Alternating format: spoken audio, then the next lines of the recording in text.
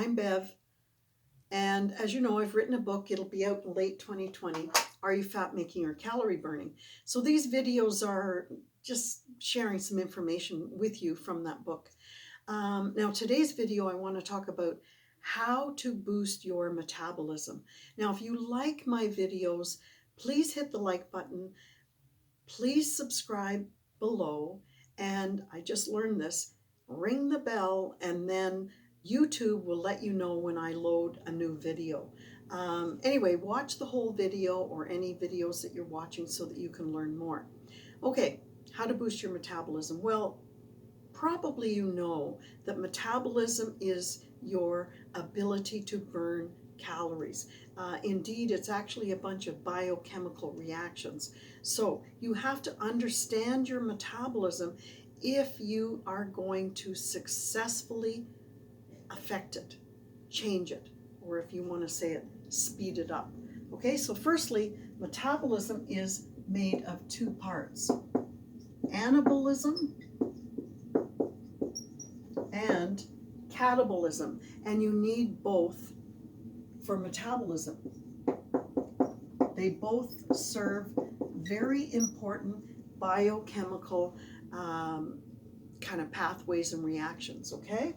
So anabolism is a constructive biochemical process. And what it does is, I mean, if it's constructive, right, it is using energy, which is good, right? Energy is calories. So what does it do? It takes simple molecules, so let's just write them like this, and makes them into a complex molecule. So obviously, this is a build and repair process in terms of tissue. Constructive uses energy, builds up, and repairs. Now on the other side is destructive. Sounds negative, but you need both, and I'll show you why. This will provide energy, and interestingly, it provides it to the anabolic side, but that's another video.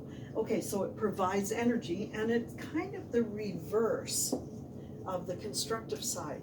So it's destructive. It takes complex molecules and it will break them down into more simple molecules.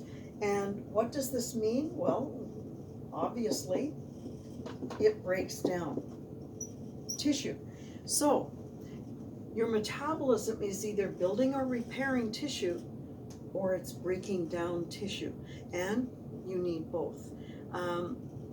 You might think, well, building and repairing, what is that? Well, you've got organ tissues, muscle tissues, bones, all of these things have to be built up, and sometimes they're damaged and they have to be repaired. And so, very important. Now, I should mention before I go on, hormones are involved as well, right? Hormones are involved in everything. So we've got human growth hormone, insulin, and there's a bunch of them. Let's just take these three. Leptin, okay? And I mentioned another video back when that human growth hormone diminishes as you age past middle age. Okay, and over here we have cortisol, and cortisol, pretty famous, right? It was in another video as well, driving around your body, picking up fat and storing it at your waistline. Glucagon and ghrelin. Now these are signaling hormones. Leptin signals when you're full, and ghrelin signals when you're hungry. The other four are metabolic hormones. Okay, I wanted to mention these hormones because they are what we call paired hormones or opposing hormones. So when one is up, the other one's down. When one is down, the other one's up, etc. So it's kind of like a teeter-totter, and your body wants to keep them more or less balanced, depending on what you're eating or what you're doing.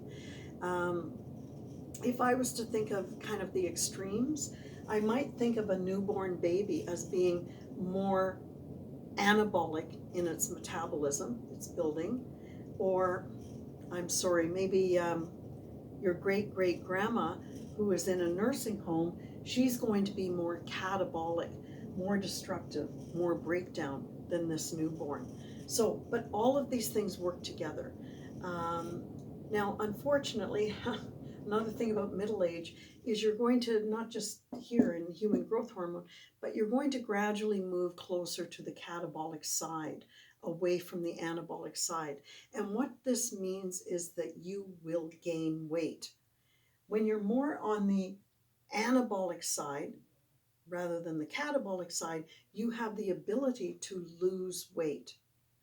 Um, so obviously, building muscle or repairing muscle is going to keep you more on the anabolic side. Um, I should mention before I go on, people always talk about burning fat. Now, burning fat is not this kind of thing. Burning fat is really, it's the proper term is releasing fat. So when you release fat, you have to break it apart to release it. And fat is made of carbon and hydrogen. And you will have seen this in another video. But for you to break this fat up, you need to be oxidative.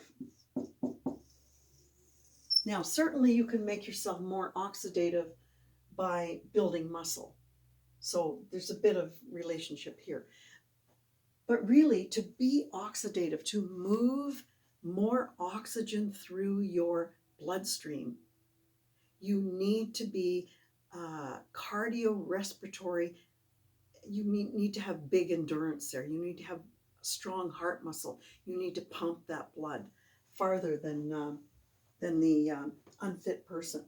So when you are oxidative, you can move a lot of oxygen into these fatty acids, these triglycerides. And the way you break them up is, in this case, for every carbon, you're going to add 2 oxygens, and you're going to make carbon dioxide, and you're going to breathe that out.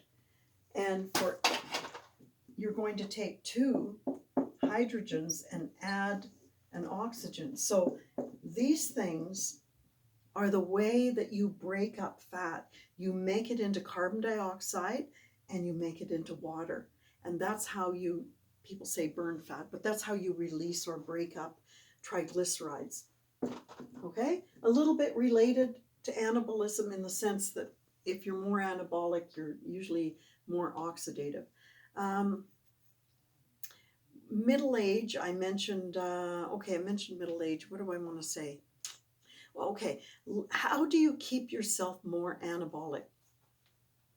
Well, there's 3 or 4 ways. You can eat more protein-rich foods because protein helps boost your metabolism, because protein requires a lot more energy for your body to digest it, as opposed to carbs and fats. So for example, and I've read different percentages, proteins can be 15 to 30% better. Carbs are 5 to 10%, and I think fat is 0 to 3%. So proteins are your best bet for keeping on this side of the equation, or this side of metabolism here. Another way is weightlifting. Obviously, if you build muscle, what happens is you're building lean tissue, and lean tissue eats calories. It can't exist without calories, right? Think of muscles, it's moving. You're going to need energy, you're going to need caloric energy. So the more muscle that you build, then the better your ability to burn calories. Therefore, you're boosting your metabolism. Another way is sleep. If you're deprived of sleep, you're not going to be making as much human growth hormone. You're going to be making less leptin, which is your I'm full, right? And you're going to be making more ghrelin, which is I'm hungry. And you're going to be making more cortisol, right? Remember that abdominal fat. And same thing with stress. If you're have chronic stress, and I mean, we all have stress, right? You just have to kind of, have a better mechanism to deal with it. You're going to have a lot of cortisol if you have a lot of stress. So you're going to have a lot of belly fat. Anyway, I hope this has helped you understand how metabolism works, and that you have to think of the two sides, and you have to try to keep yourself on the anabolic side. Eat a lot of protein, lift weights, get a bunch of sleep, and quit stressing out about everything. Okay? So I'll see you in the next video. Thanks a lot. And like I said, don't forget to subscribe. Bye-bye.